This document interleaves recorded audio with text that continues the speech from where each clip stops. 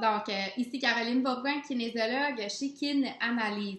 Donc, ici, je vais vous montrer comment vous pouvez prendre par vous-même votre mesure de fréquence cardiaque si vous n'avez pas de montre qui peut la calculer pour vous. Donc, première chose, en fait, qui est importante, il y a deux endroits où on peut prendre notre fréquence cardiaque. C'est beaucoup plus facile si on fait une estimation.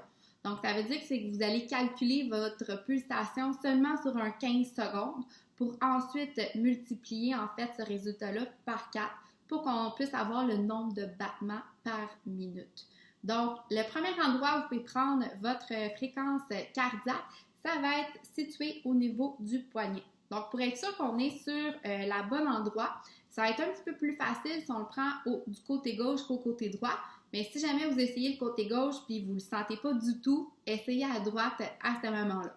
Donc, pour bien s'orienter, vous allez regarder votre pouce. On va venir longer jusqu'à temps qu'on arrive à l'articulation. Donc là, vous voyez que j'ai pris mon index et mon annulaire. C'est très important parce que si vous prenez votre pouce, ça se peut que vous sentiez un double pouls dans votre pouce et dans votre poignet. Ça risque de fausser votre résultat. Donc, on va prendre les deux doigts, on vient longer le pouce, on vient s'accoter sur l'articulation. Donc, vous devriez sentir des petites pulsations sous vos doigts. Donc, dès que vous le sentez, vous partez dans le fond un chronomètre de 15 secondes, puis vous calculez le nombre de pulsations que vous allez sentir sous vos doigts. Si ça ne fonctionne pas, on essaye la même chose de l'autre côté à droite. Ça ne fonctionne pas toujours. Là, on va y aller avec une grosse artère qui est beaucoup plus facile en fait à sentir, qui va se situer au niveau du cou.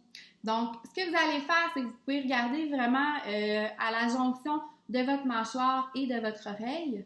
On va venir descendre, puis là, vous devriez sentir la même chose que sur le poignet. Donc, pulsation qui va se produire en dessous de vos doigts. Même principe, prenez encore l'index et le majeur pour le calculer. Vous pouvez voir, là, c'est sûr qu'on est toutes faites d'une façon différente. Donc, des fois, vous allez devoir avancer un petit peu plus vos doigts vers l'avant, d'autres, ça va être un petit peu plus vers l'arrière. Mais sachez que l'artère qu'on a au niveau du cou, elle est beaucoup plus grosse que celle qu'on a au niveau du poignet.